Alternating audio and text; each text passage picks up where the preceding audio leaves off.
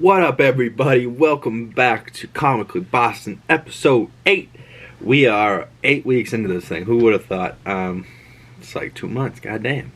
8 weeks in means we are getting our way closer to closer. Tomorrow is opening night for the Celtics season, regular season.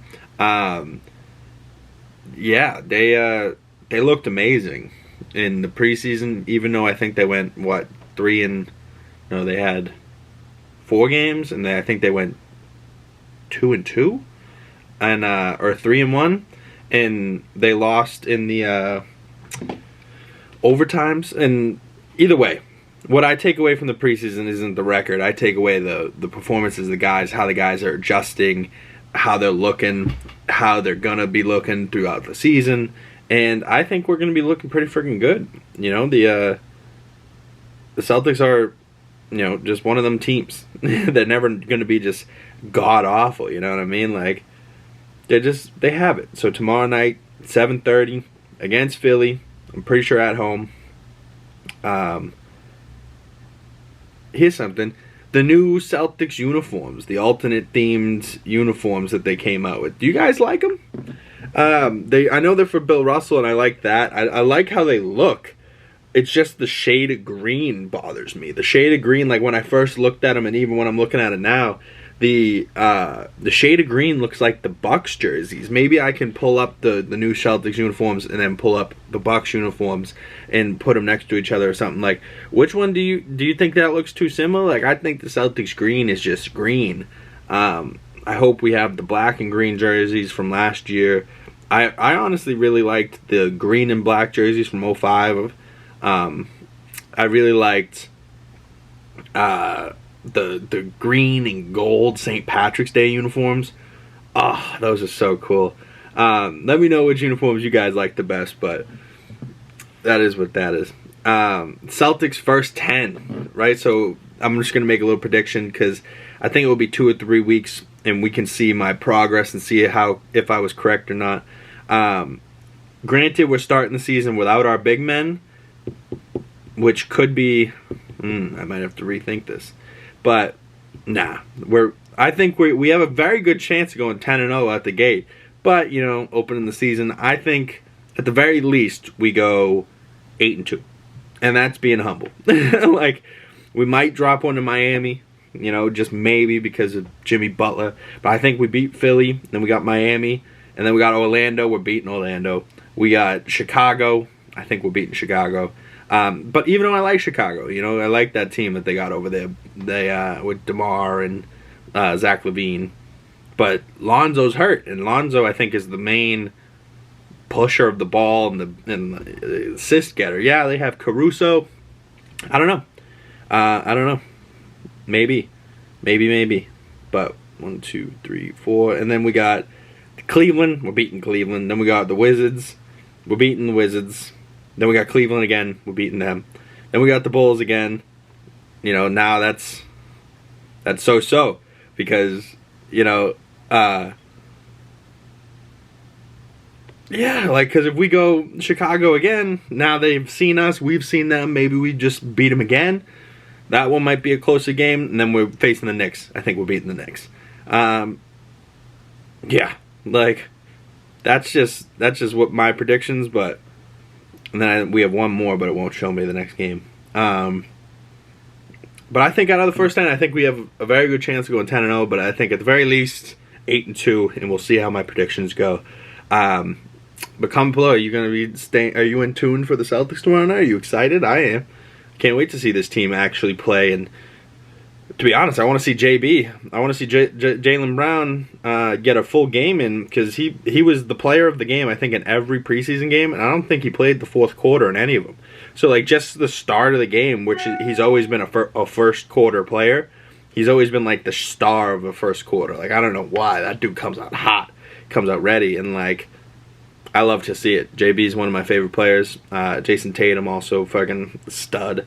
He didn't really get a lot of minutes during the preseason, but JT is one of those players. As the season goes on and as we get towards playoff time, he just gets better and better and better. And I'm excited to see what kind of work they put in over the summer, because I know those two boys have been grinding. They don't stop. They work. And they are very upset with not making it to the finals, or making it to the finals and losing to Golden State. Like, now they've gotten close and they didn't get it. Like, they've gotten there, they didn't get it. They've tasted it, on the tongue. Fuck that. We're going back, and I can't wait to see it. A couple other things. Moving on. A couple other things I saw this week that just came out. The trailer for the Super Mario with Chris Pratt. Did you guys see that? God, I don't know if Chris Pratt's gonna have the "It's me, a Mario," I don't know if he's gonna have that in him, but I don't know, maybe they're not trying to do exactly that. They're trying to have him, have more of like a personality, I guess, because, Mario from the game just goes, "Whoa, wee, whoa, ah," like, he's not really, got very much language, so if they make a whole movie, I think they wanted him to have some spunk. And I think Chris Pratt will do a good job. He's done an animated movie before, like Onward and shit, and that was pretty good. I think it'll be alright, and I think the cast is unreal. You got Jack Black as Bowser, you got Keegan-Michael Key, you got fucking as Toad, you got Charlie Day as Luigi, so I think it'll be alright. I should have been a Wario, fucking my big fat ass. No. Moving right along. Andor episode 6, halfway point for that. They finally had, last week we were talking about that episode, and it was real dialogue heavy.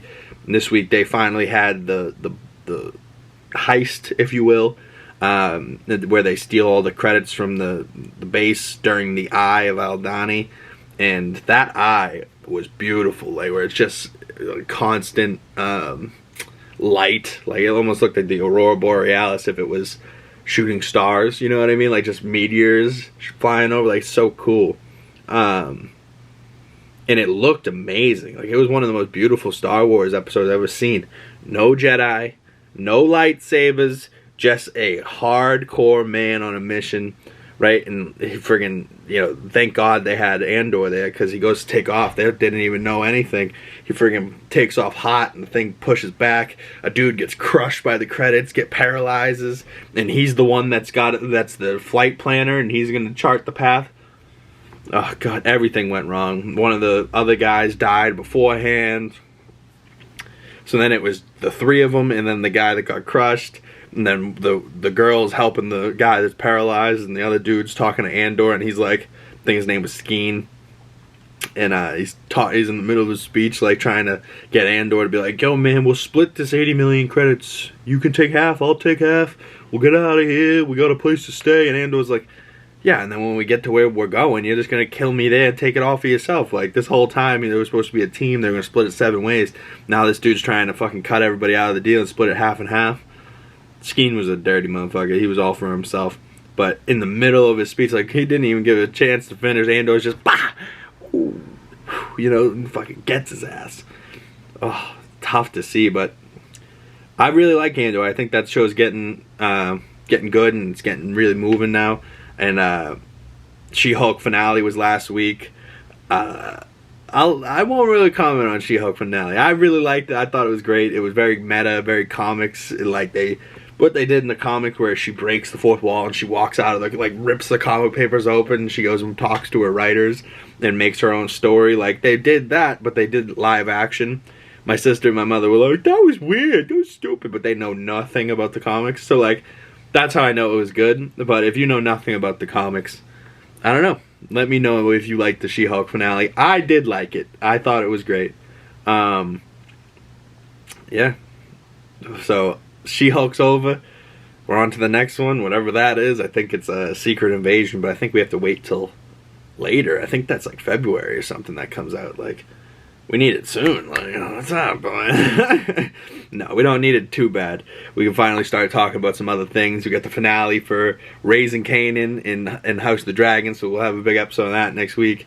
We'll have the 6 weeks remaining of Andor, so that will be cool. We got Halloween around the corner.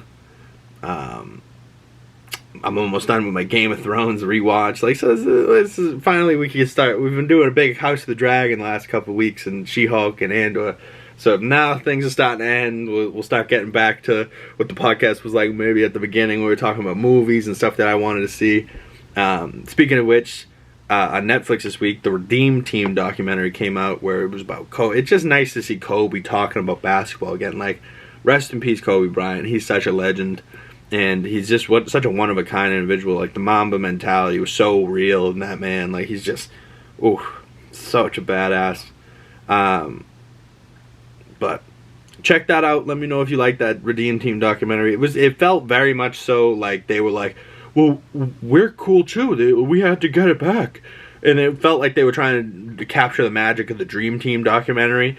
But with the younger guys, the Dream Team one's a lot better. But I still like the Redeem Team. You know, it's nice to see, my generation of players. But the Dream Team was always great for me because I'm an old soul and I love all those old guys. And that team that was the Dream Team was just unbelievable. Carmelo, I'm pretty sure Stockton, MJ, Bird, Robinson, friggin' ridiculous lineup. Like, the amount of people that were on that team, like, if you really look at that roster, it was a group of bad men.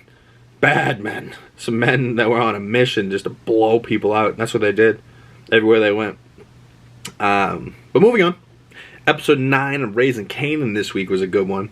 Episode 8 ended with Marvin trying to become a good guy. He's talking to his anger management lady, and they're like trying to date, and she's really liking him. She's like, I really like this nice Marvin. And the fucking Italians come after him, and they shoot, and that's how the episode ended. And this episode opens up with Renee, the lady, had gotten shot, and Marvin lived, and he's standing at her funeral with his glasses on, definitely crying behind the motherfuckers. Man. But this episode is called Antitrust, so the whole thing was just like, the whole episode was them trying to be like, trust me, and they shouldn't have, because all the motherfuckers that they trusted ain't like, they ain't here anymore. They're dying. There's just shit going on. So don't trust a soul. And later in the episode, Famous goes and grabs the gun from what's his name? He's broke. He's gonna get evicted out of his apartment, so he needs money, and he goes to rob that loser Freddie that they had robbed, but Freddie had learned. Freddie learned that he had a gun pulled on him. He had the chain taken back. He had the money from the bag taken back. He was like, no, you don't want it. He learned that he needs to keep that strap on him, so he has a strap. And Freddie got done fucked up because he went to go pull a strap on Famous. Famous just shot his ass a couple of times, but I think the lady across the hall heard him saying that Famous name, so I think Famous is going to go to jail for shooting Freddie. Lou ends up killing the Italian that killed Renee for Marvin. Marvin and him back good together. And then at the end of the episode, Rock and Lou kill Cartier Reed. Fuck that dude. So next week's episode is going to be a straight up war between the Italians and Rock and them. So that's going to be great. And Game of Thrones rewatch. I had just finished season 6 finale. I just watched the Battle of the Bastards. Seeing Jon Snow retake Winterfell, the King of the North, so it brought some tears to my eyes. I was loving it. No, but it's just so nice to recap. But so much happens in those episodes. Friggin' Sam makes it to the Citadel. Friggin' Sir Davos finds out about Stannis' daughter got burned alive by the Red Woman, banishes her. Jon Snow tells her to ride south or she'll hang. Dany breaks it off with Dario Naharis, tells him she's going to Westeros. Tyrion gets named Hand of the Queen. Arya slits Walder Frey's throat. Littlefinger dreams of himself on the Iron Throne with Sansa. Sansa's like, pretty picture, bitch. You're a fucking dickhead. But now, Jon's the king in the north, so now maybe she's getting jealous.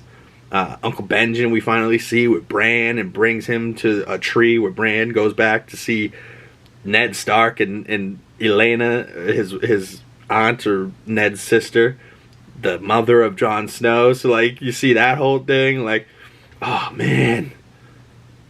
But it's cool to see the parallel between Jon Snow, the Targaryen that he doesn't know he is, but he is, coming from north. He was at the Wall, now he's at Winterfell. He's north coming south, and she was south coming north. So the queen in the south, Targaryen's coming north, and the king of the north, Targaryen's coming south. And shall they meet in the middle, perhaps? I don't know. I'll let you know how my season 7 goes. But end of season 6, also Jaime returns to King's Landing to find Cersei, the queen, that has just blown up the High Septon and the Faith and the church and the Sept of Baelor. Blew it up with a green fire, or hellfire, whatever they called it. And now she's the queen sitting on the throne, and that's just going to be a mess. But I can't wait to finish that episode. Episode 9, The Green Castle, House of the Dragon. Oof. Just real quick, I'm going to talk about it because my battery's dying. I'm just going to wrap this up real quick today. Not a long episode, just get through the things I want to talk about. Next week might be going to be a long one, talking about the finale. If you guys have been watching House of the Dragon, let me know what you guys think. I've been loving it. It looks great. Next week's episode. Sorry, y'all. Battery did die on me. I was talking about House of the Dragon. Episode 9, The Green Council. This episode was so good. First episode, Viserys, Paddy Considine, not with us, only in corpse form. He's dead. So now it opens, it opens on a empty chair, because that's the whole theme of this episode, is finding the new king for this episode. And, Rhaenyra and Daemon aren't in this episode. Their kids aren't in it. It's all the Greens. It's all Alicent's family. The kids, Otto, her father, Viserys, her dead husband, and it's all about Aegon. And in the next, Aegon, I think, second of his name. And, he's supposed to be Aegon the Conqueror the second, but he's wearing Maegor the Cruel's crown, which was also Aegon the Conqueror's crown before this. So now he has this power. This Aegon's going to be more like Joffrey from Game of Thrones. So all I know is Alicent, I think, is telling her truth, what she believes, but she's like, Viserys' dying breath wanted Aegon to be king, and that's just not the truth at all. He was trying to talk to Rhaenyra about the Song of Ice and Fire, Aegon's dream, and yeah, it's just a fucking mess. But so the whole thing is just flipped on his head, and the Queen Rhaenys, Lord Corlys's wife, and the queen that never was, she is like locked in a room, and like she won't let go. Finally, one of the twin knights comes and frees her, brings her to safety, and that fucking Helena, Alicent's daughter, the one that's married to Aegon, siblings, fucking marrying, whatever. Just some creepy. But Helena's a green seer, so she sees the future, and she sees like weird things, and everything she's said has come true. Aemon wanted to be a dragon rider. You're gonna have to close an eye for it. He loses an eye for it. He's fucking more than glad to lose an eye for it. He's like, I ride the biggest dragon in the fucking world because I should be king, not this fucking Aegon sap. Aegon's a creep, bringing his bastard sons to the children fighting pits. Like that was a lot going on, but it's all the dirty works of Otto and Alicent and Aegon, and how this king is not really a king, doesn't want to be king, and he's a shitbag, and they're all stealing the title from Rhaenyra, and the news hasn't even gotten Dragonstone and Rhaenyra that her father's even dead, and they're already swearing in this Aegon to be the new king without Rhaenyra, without anybody. So like they're trying to kill Rhaenyra. So the next episode is just going to be a bloody fucking war. And the previews for the next episode looks amazing. So I think they're just going to be, it's going to be Dragon trying to find Dragon, and teams trying to have Dragon versus Dragon.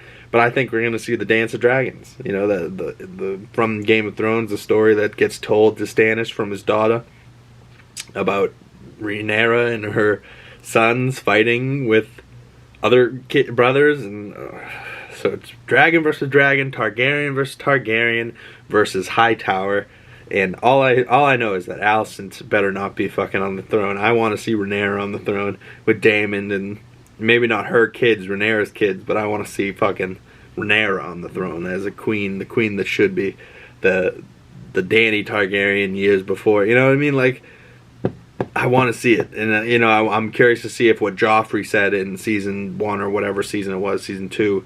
He goes, Rhaenyra's bones are down here, burnt from her children. So I want to know, like, why her children turn on her? Is that true? Is that, you know, did that not really happen? Is that not the information passed down years from years and years earlier? Is it true? I don't know. So all I do know is that Helena goes, the beasts beneath the boards. So they're all having their ceremony for the new king in the dragon pit, and then all of a sudden, boom, up through the floorboards, Rhaenys and her big ass dragon don't burn everything, but just bush and scream and fucking tail knocks shit all around, dust goes everywhere, screaming, people are fucking terrified, everybody's like hiding, Alicent's hiding Aegon behind her, and except for Sir Kristen Cole's just standing there not scared at all, just like, fuck this motherfucker. And Rhaenys could have ended this whole war that's about to happen right then and there. Looked the dragon looked her right in the face and just screamed in her face and like scared him, but could have burnt him alive. But Rhaenys chose not to, because this is Rhaenys choosing sides, and Rhaenys is gonna fly to Dragonstone and tell Rhaenyra what the fuck these motherfuckers are up to in King's Landing. And then I think Rhaenyra and all of her dragons are gonna come to King's Landing and fuck shit up. So they probably have just Daemon in Rhaenyra's dragon right now, I'm guessing. Maybe the daughter, one of the Daemon's daughters has a dragon. I don't know if they're like big enough dragons yet, though. You know, they still might be young. I know Rhaenyra's and Daemon's are big enough, but then they have to go against Aegon, Aemond, and whoever else has dragons over on their side. But they have Vhagar, the biggest fucking dragon. So it's like, oh god, like so much going on. But Rhaenys, let her live, man. I think Rhaenys is a badass bitch. She should have fucking murked all of them, but it is what it is. I'm super excited for the finale next week for that. Finale for Raising Kanan. I'm super sad that She-Hulk's over, but don't fret, my friends. There will be Marvel projects around the corner. If you haven't seen Werewolf by Night, go check that out. That was a dope-ass movie. We got Wakanda Forever next month, November. I think I'm going to see Black Adam this weekend. So Black Adam, I think, is coming out Thursday or Friday night. And yeah, so let me know if you guys are going to see Black Adam. Let me know how you think House of the Dragon's been, if you're excited for the finale. Let me know if you're watching Raising Kanan. Let me know if you've been liking the halfway point of Andor. And let me know if you're excited for the Celtics opening season. What are your predictions for their first 10? Are they going to go 10-0? Are they going to go 8-2 like I think? At the very least, 8-2. I think we're winning. But 10-0 is what I want to see. But I'm so delusional. Every single year the Celtics start, I'm like, we're going to go 82-0 and we're going to win the championship just because of my blind faith towards the Celtics. But, you know, obviously that's not realistic. You don't want to lose. You don't want to win every game, or you do want to win every game, but you don't ever win every game. So shit happens. You lose games, you win some, you lose some. But hey, I'm going to be a Celtics fan, ride or die forever, baby. So let me know what you guys are up to, what you guys are doing on this fine Monday, and how excited you are for Tuesday, tomorrow night. The Celtics, baby. Woo! Fuck off Philly. Fuck Philly. I can't wait for that. But yeah. See you guys next week. I'll maybe have finished my Game of Thrones rewatch in the same time that we have finished House of the Dragon. So I'll have a season 7, season 8 review for you for next week. I'll have a House of the Dragon review for you next week. So I'll have my full Game of Thrones and my thoughts on that.